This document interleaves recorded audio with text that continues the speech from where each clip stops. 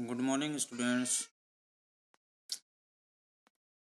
Learning outcome आधारित learning app सामग्री के अंतर्गत विषय विज्ञान प्राणियों में पोषण, इसका जो लर्निंग आउटकम कोड है S702 और पेज क्रमांक 70, 71, 72 एंड 73। आइए शुरू करते हैं। तो टॉपिक का नाम है प्राणियों में पोषण। जैसे कि हम देख पा रहे हैं, पहला जो ऑप्शन है मानव में पाचन। तो मानव में पाचन आहार नली और स्रावी ग्रंथियाँ, इन दोनों चीज़ों से मिलकर ये मानव तंत्र बनता है, पाचन तंत्र।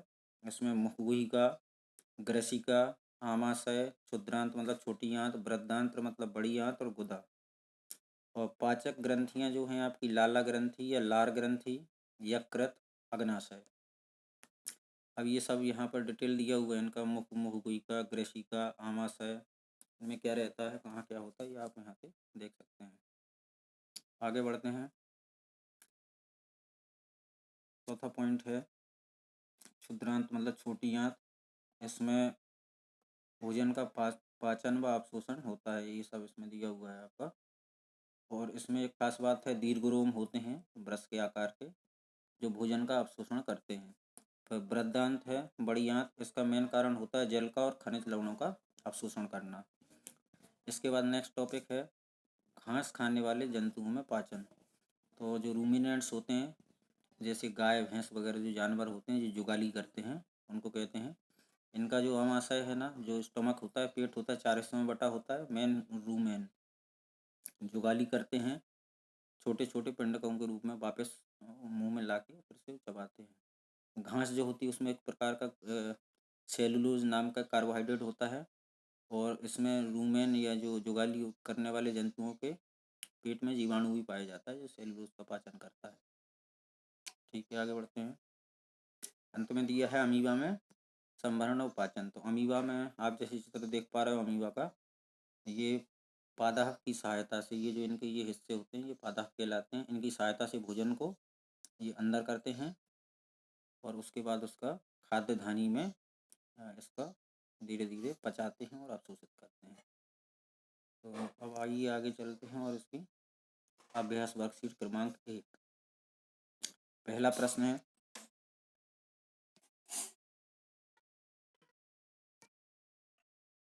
पहला क्वेश्चन है मानव तंत्र के मुख्य भाग। जैसा हम पहले देख चुके थे, 6 हिस्से हैं, मुखगुहिका, ग्रसिका, आमाशय, क्षुद्रांत, बृहदांत और गुदा। क्वेश्चन नंबर प्रश्न क्रमांक 2 है,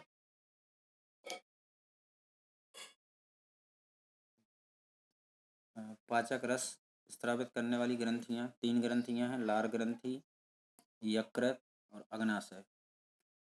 क्वेश्चन नंबर 3, किस भाग में पाचन होता है? तो प्रोटीन का पाचन मुख्यतः आमाशय में होता है। दीर्घरोम कहाँ पाए जाते हैं? ये आपकी क्षुद्रांत या छोटी आंत में पाए जाते हैं। आगे बढ़ते हैं। प्रश्न क्रमांक 5, बृहदांत का मुख्य कार्य। तो जो बड़ी आंत होती है इसका मुख्य कार्य होता है जल का और खनिज लवणों का शोषण करना। अभ्यास वर्कशीट क्रमांक 2, कार्बोहाइड्रेट का नाम जो रूमिनेंट या जो जुगाली करने वाले जंतु हैं उसमें पाया जाता है, तो उसका नाम है सेलुलोज।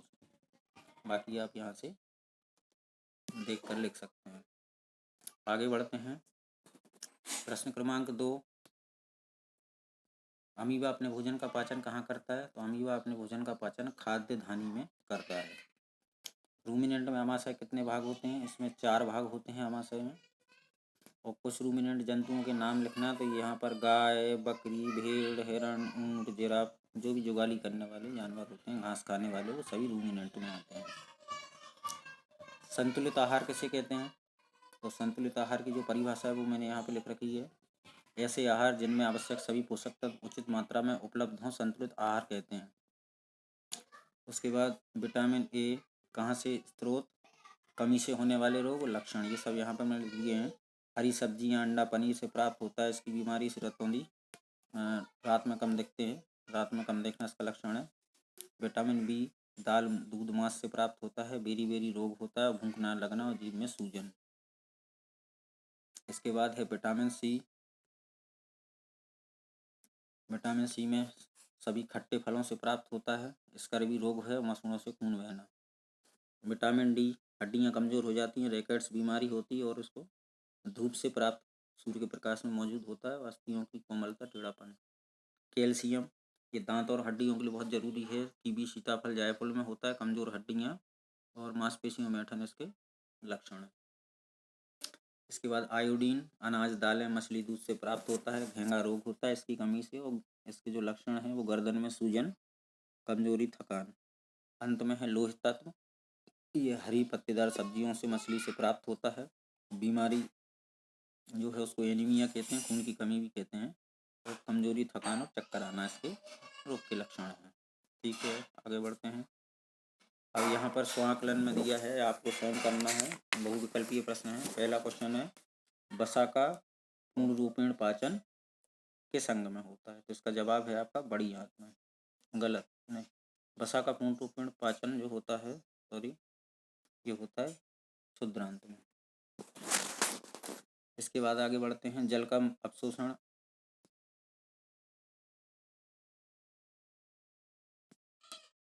क्वेश्चन नंबर 2 है, इसका जवाब ये है। क्वेश्चन नंबर 2 है, जल का अवशोषण होता है वृद्धांत में। अमीबा की सहायता से भोजन में पादाव। अमीबा में अम्ल स्रावित होता है, हाइड्रोक्लोरिक अम्ल आमाशय में। आगे बढ़ते हैं। मैच द कॉलम है, मैच द कॉलम को भी मैच किया हुआ। कार्बोहाइड्रेट आपका शर्करा का, प्रोटीन है एमिनो अम्ल, वसा, वसा अम्ल और ग्लिसरॉल, यकृत है, पित्तरस और अग्नाशय से अग्नाशय। इसका क्वेश्चन नंबर 3 है, मानव पाचन तंत्र का नामांकित चित्र और अमीबा का चित्र।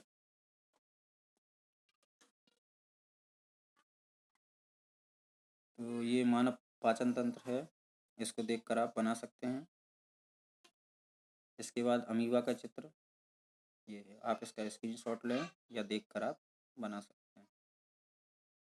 धन्यवाद, मिलते हैं नेक्स्ट वीडियो में।